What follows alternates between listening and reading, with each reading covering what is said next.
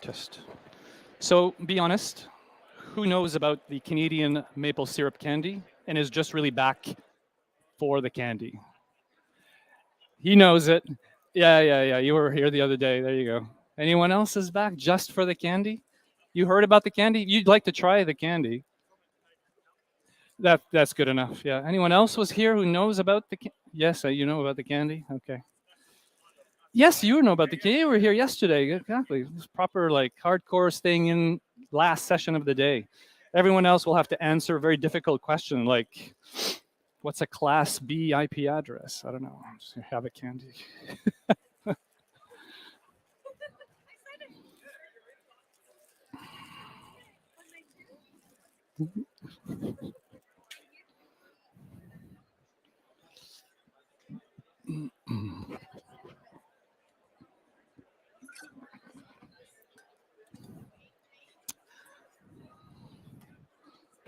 Got Palmer to lend me his clicker. No, he lent it to me.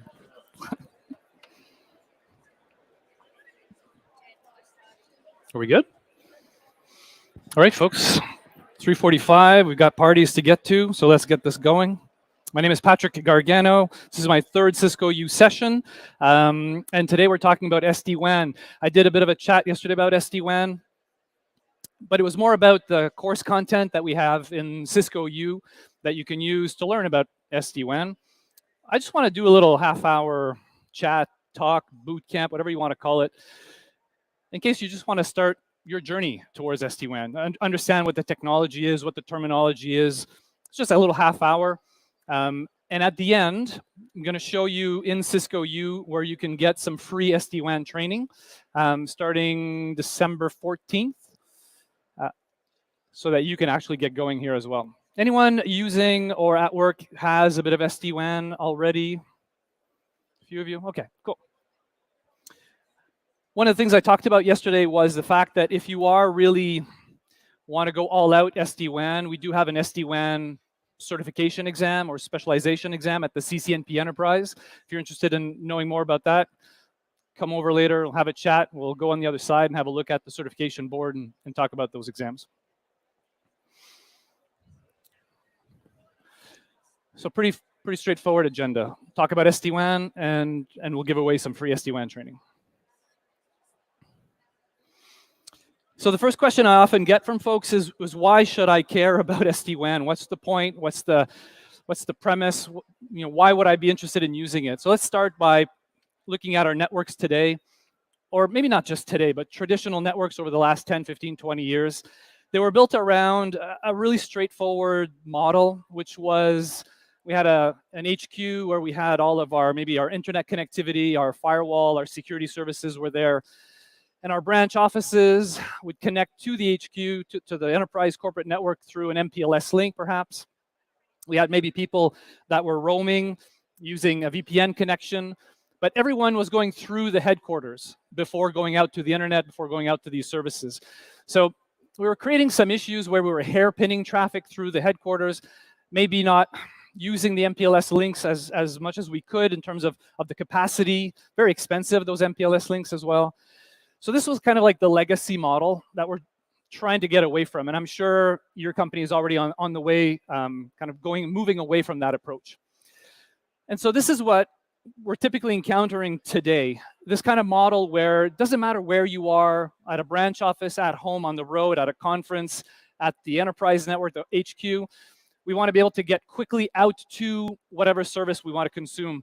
And now those services, you're all familiar with them. They could be cloud services that are like AWS, GCP, Microsoft Azure.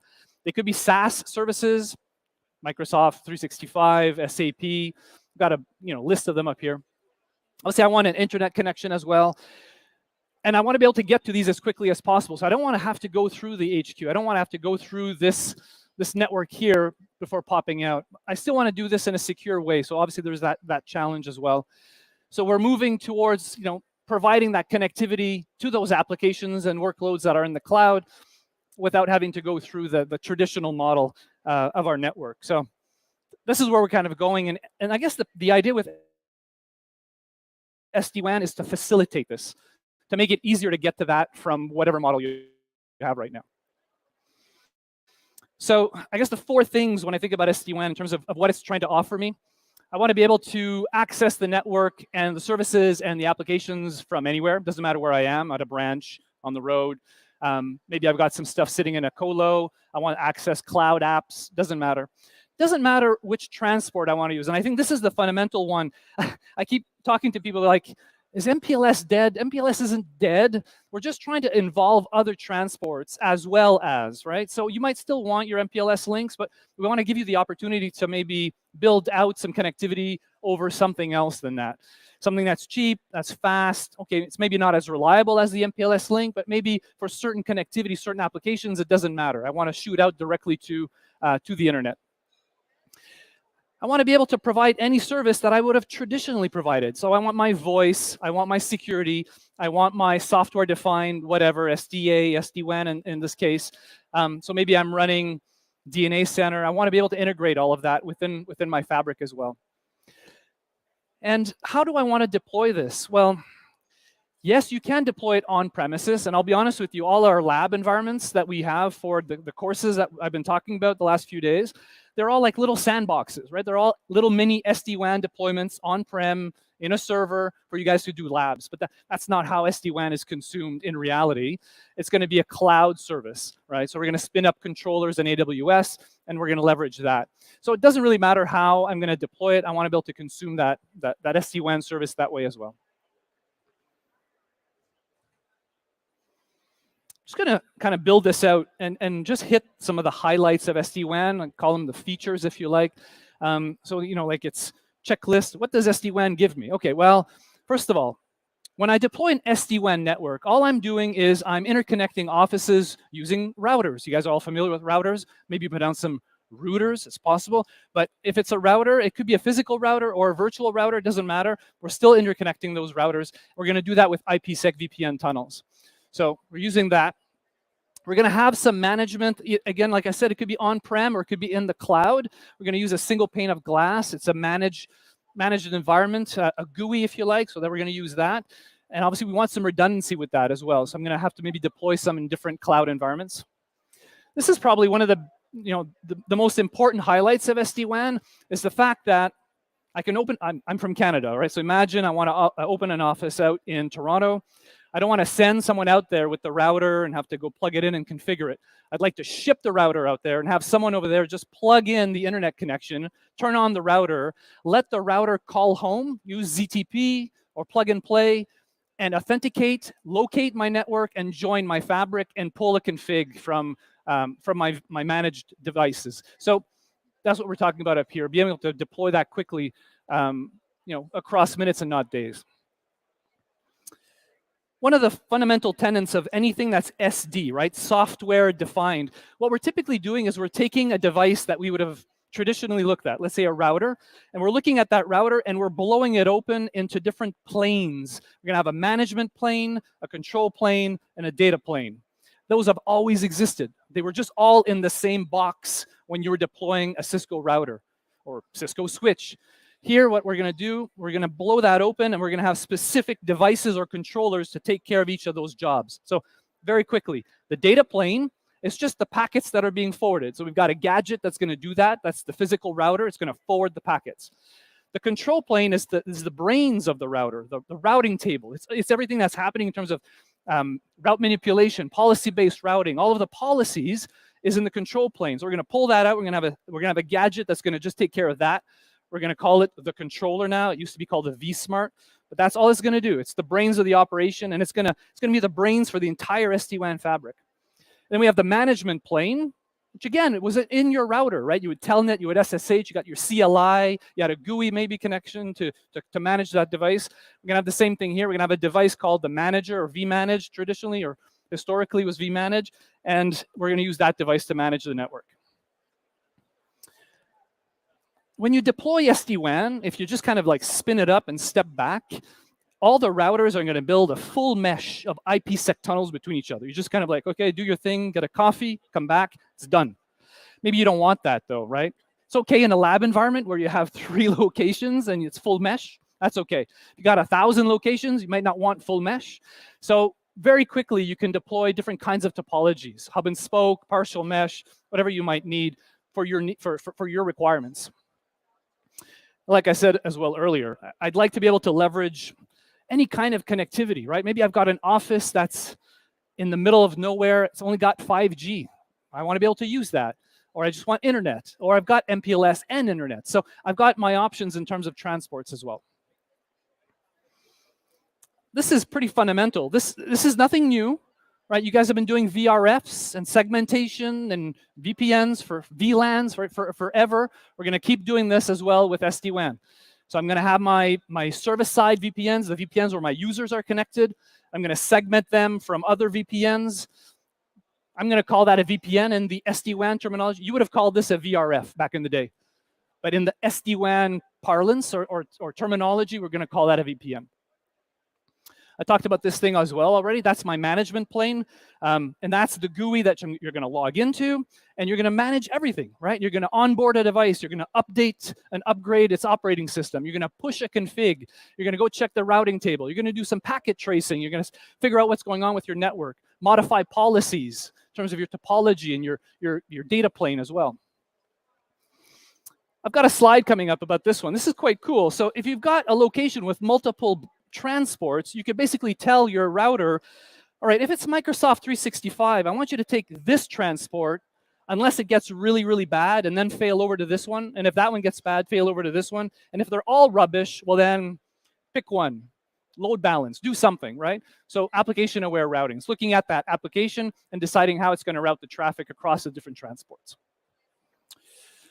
The last three here, highlights. Obviously, it's important that we talk about security. So there's two things that we need to realize when we're securing our SD-WAN fabric. We need to secure the data that's traveling from location to location. So obviously, we're going to use IPsec tunnels for that. So that's my data plane security. The control plane security is almost more important, right? That's the control plane is the conversation that's going to happen between the brains of the operation and the routers that are actually doing the stuff of forwarding the packets. So we need to make sure that the conversation happening between the brain and the router is secure. We're going to use DTLS or TLS tunnels to secure that, to exchange routing information. It's making sense so far. Is everyone still with me? I got candy. In case you start falling asleep, just let me know. Canadian maple syrup hard candy, the only candy you need. Okay, so in terms of services, yesterday I talked a lot about the cloud. We just released a new cloud certification called ENCC, where there's a big chunk of SD-WAN in that. So it's important to realize that this is a huge, I don't know, feature of SD-WAN, the possibility of being able to deploy quickly and easily SaaS and multi-cloud policies. So for my Microsoft 365, different kinds of applications like that, but also my connectivity to my different cloud providers, so GCP, Microsoft Azure, or AWS. And finally, you're going to ask me, well, what about security? Well, I got good news. There's tons of options there. And I've got 2 slides later coming up with this. So for security, the idea here is that you've got the option of on-prem security, so security in the box itself. So I've sent that router to Toronto. It's up and running. Now I need to turn on the firewall. I need to turn on URL filtering. I need to turn on IPS. Well, as long as I send a box that can do that, I can turn it on. But maybe I've sent this router to a place, and the router I sent to Toronto is a kind of a light router. It can't do all of that stuff, but I want some of that. Well, I'm going to have a chat with you a bit later on in terms of what kind of Umbrella and Umbrella SIG security services that I can kind of throw into the mix as well to secure my internet connectivity from that location. There we go. So that's some features of SD-WAN. This is just a quick overview of the solution, if you like. And I already gave you a little heads up about, I think, 3 of these, and I've thrown out a 4th one. But basically, you can kind of see what I was talking about earlier. So I know this kind of looks weird, so bear with me, or I'll break it down. Maybe we'll start from the bottom and work our way up with this one, because this is the easiest bit. So at the bottom here are the routers that you've sent to your different branch locations, the routers in your data center. It's just routers. They could be physical routers, virtual routers. They're just routers.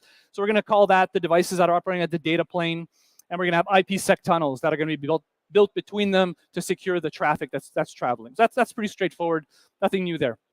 I've got a bunch of transports that I'm going to use to establish that connectivity.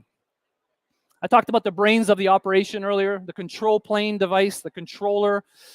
It's up here. It used to be called the vSmart controller. There was a bit of a rebrand a while ago. My slides have a combination of the old names and the new names, just in case you're kind of coming from the original acquisition from Viptela and you're working your way to the new naming convention.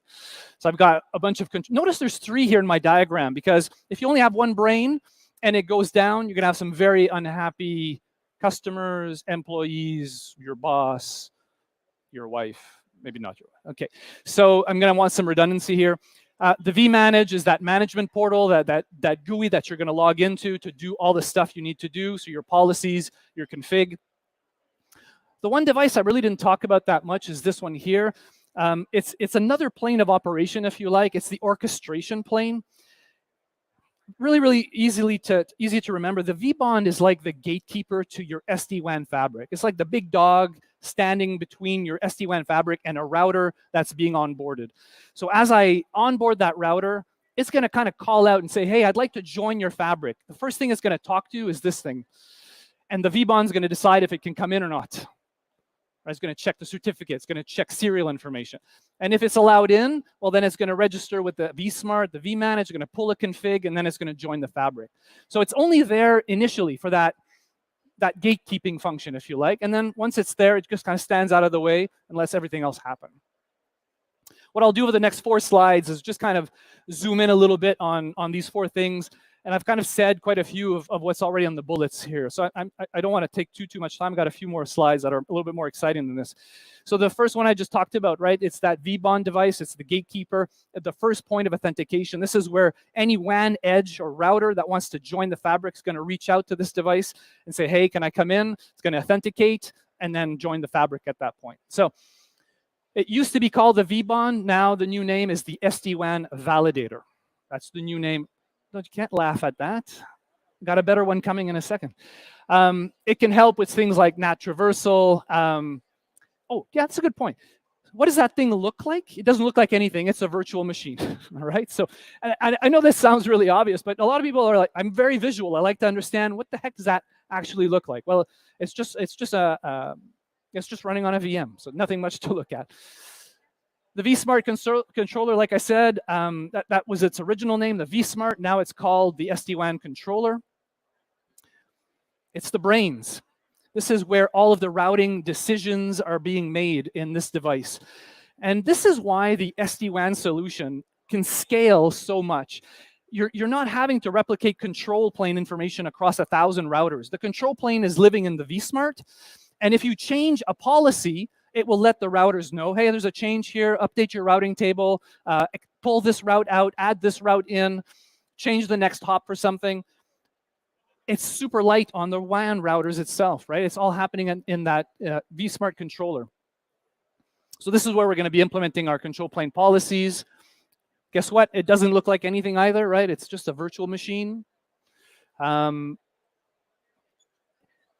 a lot of you are familiar with BGP. As you start studying SD-WAN and looking at SD-WAN, you're going to see some similarities between how BGP operates and how the routing protocol in SD-WAN operates, and how the control plane works in these cases as well. And so that's why I'm saying that it's very similar to a BGP route reflector in the sense that, here, I'll give you an example. Let's say this is my Toronto office. It's just come online. I've got a subnet over here, 10.110/24. I want to advertise that subnet to all of my other locations because I'm crazy like that. I'm going to advertise it up to the vSmart, and it's going to do what? Boom, it's going to reflect it down to all the other devices or locations. If I want to, right? I can apply a policy there and filter that. This is our single pane of glass vManage. So now it's called the Manager. There should be a film, right? The Manager.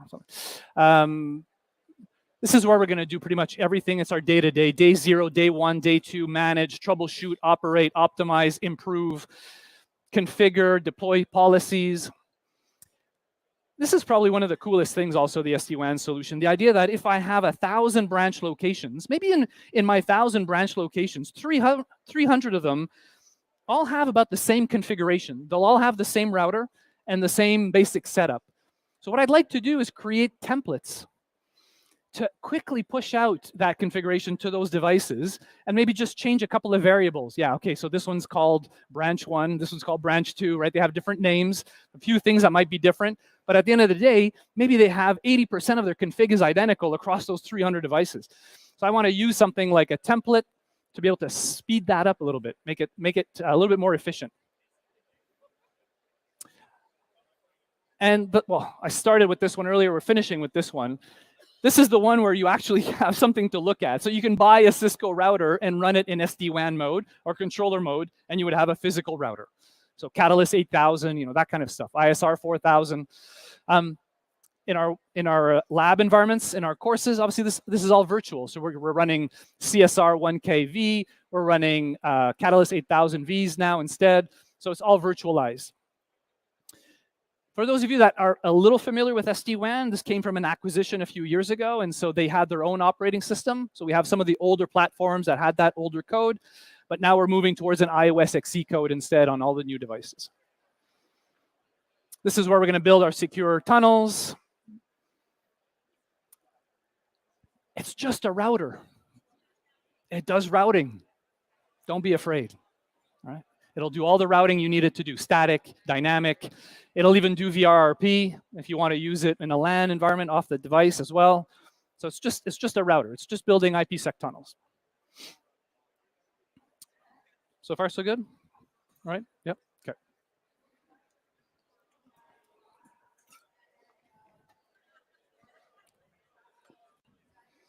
What are we doing? Okay. Last few slides, or next few slides, I should say. Just want to talk a little bit about specific SD-WAN terminology so that when you're talking to someone tonight at the CCIE party or at the customer appreciation party, you can kind of impress them with your new SD-WAN knowledge over a pint of beer. I talked earlier about how there's a routing protocol that operates within the SD-WAN fabric that is like BGP a little bit, and it's called OMP, Overlay Management Protocol. It does more than what BGP does. It's carrying policy information. It's carrying routing information. It is the routing protocol that's being used within the SD-WAN fabric. So if I boot up this router and it wants to advertise a subnet, it's going to send that information to the vSmart controllers, and the controllers are going to send that out to each other, right? They need to update each other so that they all have the same information, and then it's going to push that out to the other devices at that point. So it's sending information about routing contexts and policies. There's 3 kinds of routes that it'll advertise. It'll send out OMP routes. OMP routes is that example I just gave you of, you know, let's say I have a little subnet over here and I need to advertise that. That's an OMP route. I'm going to come to this one in just a second, TLOC. It's basically the next hop information. So bear with me, I've got a slide coming up about that one. And then service routes, this is quite fancy. So the idea with this is that I could have a firewall or a load balancer somewhere in my network, and I can tell my router that for it to be able to, you know, reach a destination, it has to go through this firewall before it goes out again.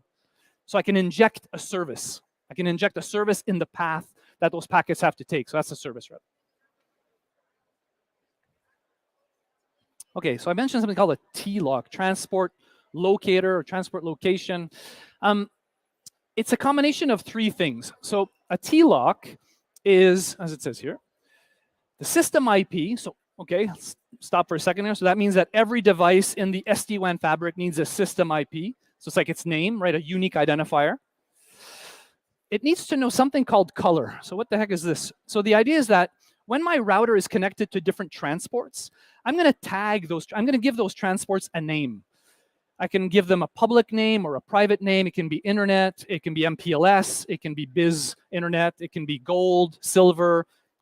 So there's actually names that we're going to give them. So they call that color, but between you and me, it's just a tag. It's just something you decide, okay, I'm going to call this transport this, and that's called the color. And the encapsulation, well, typically about 99% of the time, it'll be IPsec. So I want an IPsec tunnel. It's going to go across my MPLS network, right? That's the color. And it's going to go to device 10.1.1.1. That's its system IP, right? So that's a TLOC. It's that kind of information. And this information is critical because how can I build an IPsec tunnel to someone if I don't know what transport to use, what the next, you know, what the system IP of the device is? So how do I find out about this guy when he boots up? He's going to tell vSmart. vSmart is going to let us all know, hey, he's here. This is how you can reach him. And this is how I'm going to build my IPsec tunnel to him. So here we go. This is what it's going to look like. This router boots up. First thing it's going to do, it's going to send TLOCs about itself. It's going to say, hey, my name is 10111. I've got a MPLS transport, and I've got an internet transport, and I want to use just IPsec, no GRE. I want this secure. So I'm going to send those TLOCs to vSmart. Now, I told you vSmart's a route reflector. It's going to reflect this, so it's going to look like this. vSmart is going to tell all the other routers, hey guys, we've got a new router that's just joined the fabric. If you want to reach this router, you need to use this TLOC across this transport with this system IP. Makes sense, right? So far, so good. All right. And once those TLOCs are exchanged, that's the point where the IPsec tunnels can start getting built between those different locations. So now every router knows how to get to everyone else. Now, again, you might say, hang on, Patrick, I don't want a full mesh. I know this is a bit, looks crazy over here, but by default, it's going to want a full mesh. You need to then go in after that with the policy and tweak that, right? You can then change it to hub and spoke, for example. So that's what a TLOC is. It's some values that identify how to reach a router in my fabric so that I can build a tunnel with them. So he's going to tell the vSmart, and vSmart's going to tell everyone else about it. Does that make sense? Is that okay? So OMP and TLOCs. Okay, let's put this all together. I love this little, it's not because I made these slides, but I really like the sequence of next slides. We're going to build out a little scenario of an SD-WAN fabric coming together in 2 minutes. Let's have a look at the initial setup here. I've got 2 transports. I've got an MPLS transport, so that's a private. I've got an internet transport. That's my public transport. I've got 2 locations. This could be Melbourne. This could be Toronto. What's going on over here? I've got a system IP. You know what that is. It's just the unique identifier for that device in the fabric. I've got some site information. That's kind of important as well. I haven't talked about that too much, but the idea is that site information is also sent out so that when you're building your policies, you can decide, okay, I don't want routers in site 10 talking to routers in site 20, for example, right? So you can filter that. What else do I have? Obviously, I've got a vSmart controller running at the top, all right? So this is my initial setup. What's going to happen, first of all, is we're going to build out a control plane connection to vSmart. We're going to use a DTLS secure tunnel. And in that secure tunnel, we're going to start exchanging OMP information with the controller. And what would be that first exchange? Hi, my name is 10.255.255.11. I've got an internet transport or color. I've got an MPLS color, and I want to do IPsec, right? So we're going to send that to to vSmart through an OMP message. And you know what the controller is going to do? It's going to just kind of reflect that to the other device at the other end. So now that they have that information, you know what's going to happen next? What's going to happen next? What are we going to build? Folks, we're going to build some IPsec tunnels. I know how to get to my neighbor. My neighbor has told me their name is 10.255.255.21. I know that I can get to them through internet or MPLS. Let's go. Let's build some IPsec tunnels. Fantastic, I've got 2 now. Brilliant. I want to make sure that these tunnels stay alive and are healthy. So I'm going to run BFD in those tunnels as well, just for fun. That's going to keep my tunnel alive. It's going to keep track of the health of my tunnel so that I can fail over if it becomes problematic and all that kind of stuff. What else am I going to do? Well, maybe my office in Melbourne has a subnet. Maybe it's running OSPF or EIGRP. It's a VPN. You would call it a VRF. I'm going to call it a VPN. And let's just say we're going to call it VPN 1, right? And the subnet, whatever it is, A. I've got the same thing in Toronto as well here. I've got VPN 1, subnet C. If they're in the same VPN, guess what that means? There's going to be reachability.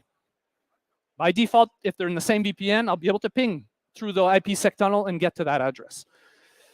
Once I turn on something like this down here, I'm going to have to tell the controller, and you know what the controller is going to do? It's going to tell everyone else, right? Full mesh, reachability. I should be able to ping across my fabric that way.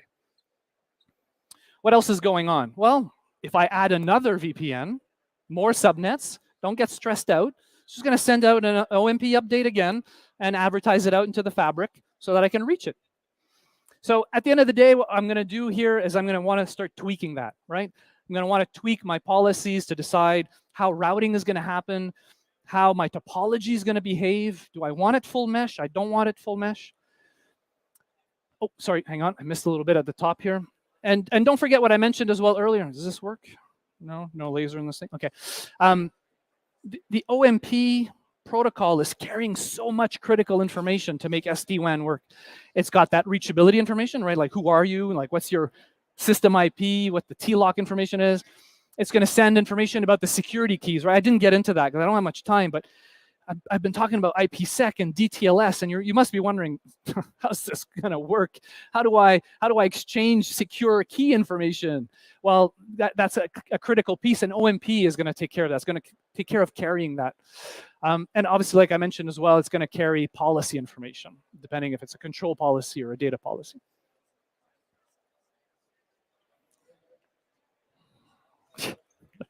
When I did this session in Amsterdam, it was supposed to be 30 minutes, right? And so I got to 45, and I hadn't realized I'd been talking for 45 minutes. And I said, I'm sorry, we should stop. And they didn't want me to stop, so I kept going. And then I realized that's why they put my session as the last session of the day today, so I could just keep going. So if you do need to get to a party, go ahead. But I'd like to just wrap up a couple more slides, if you don't mind.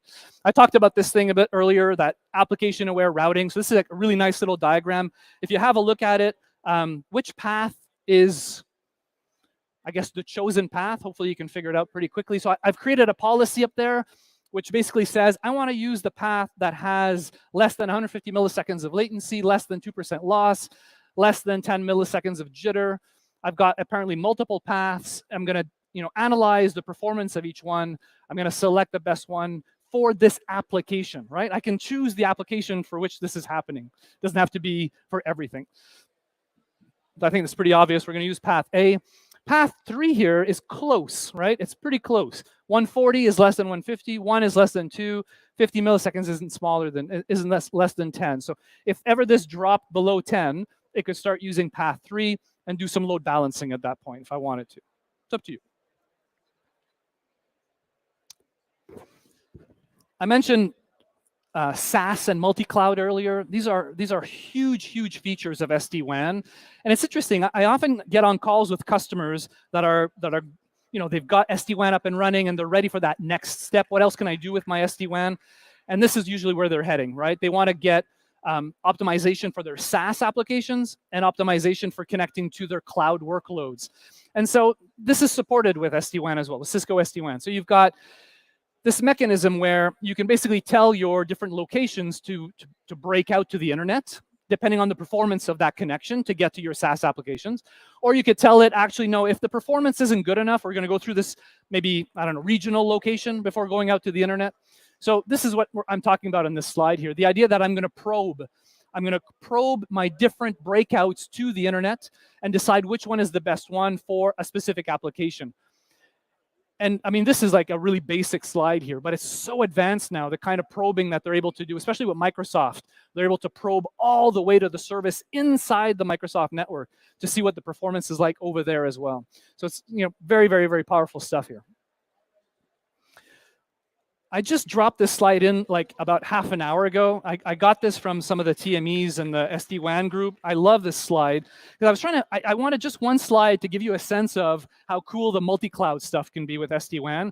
And I really like this one. It's nice and light. There's not too much going on, but it hits on almost all of the multi-cloud features. So it's a lovely sales slide, if you like. So what you're probably noticing is that we've got enterprise sites and our branch locations and our HQs. And I want to connect to my different cloud providers. I got AWS, I got Microsoft Azure, I've got GCP. So this is like my little sales pitch. It supports all of that connectivity. But what's really cool as well here is that we're going to build a couple of SD-WAN tunnels, well, in a few different ways. We can build the SD-WAN tunnels like I've been showing you through our own fabric within the network itself. But we can also establish these SD-WAN tunnels not only site to site, but site to cloud, but also site to site, from one cloud provider to the other, or from one cloud location to another as well. So I really like this slide. It's pretty basic, pretty simple, but it just kind of shows you the different features that you can bring in here. And I'm sorry, I just realized I was so quick in dropping it in, I'm missing a bit of information down here. it said down here that it also supports stuff like Equinix. Anyone heard of Equinix before? And Megaport. So, you know, one of the challenges is that maybe the internet, so let's go back to Toronto. So maybe my internet connection from Toronto is really good through Canada, through the US, but it sucks all the way down to Australia. I need to optimize my middle mile. I need to get an improved connection there across the Pacific. So that's when maybe I can reach out to Equinix, Megaport, to allow me to go over their private network to reestablish a high-speed, you know, quality connection between my Melbourne location and my Toronto location. Oh man, oh, there it is. That's strange. No, I did that on purpose, I think. There it is again. Okay. Listen, 2 last slides, if you don't mind.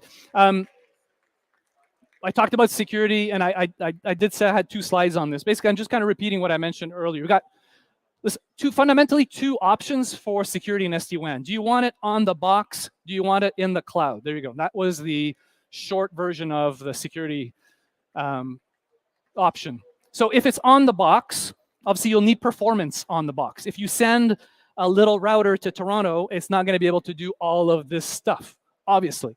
But if you're in the data center, if you're in your HQ, you've got substantial routers there, then you can start turning on this kind of level of security on-prem on the box. If that's not an option, you decided to send a tiny little router to Toronto. I don't know why you did that. It's not my fault. You can take advantage of Umbrella and Umbrella SIG to secure the traffic and the connectivity through the SIG gateway, if you like. So this is where we secure web gateway, the firewall, data loss prevention, DNS layer security. So even though the router is a fairly basic router in terms of performance, you can still kind of leverage that in the cloud to be able to get at least some secure connectivity happening there as well. I promised I would finish on a really cool thing that I found out just a couple of days ago, which is learning and certifications. For the last few months, we've had something called Rev Up to Recert. Anyone here have a Cisco certification? Cisco certification, yes? Okay. You know that once you have one of these, you have to recertify it, or else what happens to it? After a little while, it just after a while it expires. So we're trying to encourage folks to recertify, and one of the ways that you can recertify now is by using our continuing education program. What you need to do for that is you take a class, you follow a course, or you sit an exam, and you get CE credits basically by taking that training. And if you accumulate enough credits, it recertifies your current certifications. So we just had one with, I think it was Cyber Ops. The last couple of months, it was free. The whole Cyber Ops course was available for free on Cisco U, and that provided you a substantial number. I can't even remember what the number of credits it is, but it was a lot of CE credits. Starting in the middle of December, all the way to February, we're going to make available on Cisco U for free our SD-WAN fundamental course. If you were taking it with a learning partner like Global Knowledge or Fastlane or Enter1, it's the equivalent of 2 days of in-person training. It's not an epic amount of content. And if you finish this content and you pass the exam at the end, you get a certificate, and automatically 12 CE credits will get pushed to your profile to start renewing and recertifying your current certifications. That make sense? And all I did here is I just want to impress you all. So this is the topology that's used in the hands-on labs in SDWFND. So this is the SD-WAN fundamentals course. This is the content that's covered. It's running 20.9 code, so it's pretty recent code. 5 labs, lots of video content in there. And this is going to be available for free on Cisco U to everyone, so that you can hopefully then get your CE credits to renew your certs or re-update your certs. Is that good?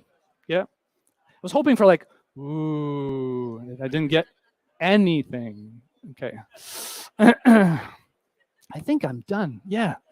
Thanks for hanging out with me so long. I did bring lots of candy, so I'm going to ask some questions. All right, here we go. Do I have a minute just for some candy? Candy questions? Should I get candy? Okay. What should we look at? A T-lock. There were 3 things in a T-lock that I talked about. Could someone name me one of those things? Just give me a hand here, folks. Yes, color, there we go. The reason I want to give this out is I don't want to have to bring it back to Canada. I have a kilo of it in my bag, so system IP, thank you. And what was the third one? Third thing in the T-lock? Sugar, no, not sugar. Yes, what was it? Yeah, site ID was good, yes. Yeah, thank you very much. What else can we talk about here? What are the name of the devices? So what was the brain of the operations? The brain of the SD-WAN fabric? Yes. Controller, thank you very much. The single pane of glass. You manage, thank you. You guys are very shy. I'm going to give you one anyways, just for fun, because you sat in the front, which is really nice. Okay, let's give away a CML. You guys know about CML? Cisco Modeling Labs. It's our virtual lab environment. It is amazing. I really like it. We're going to give away a personal license. We are. To the person who has the following ticket. Last 3 digits, 453. 453. Going once. Twice. Yes, 453. Fantastic. Would you like a CML license? It's a lab environment. It's like nothing else in the world.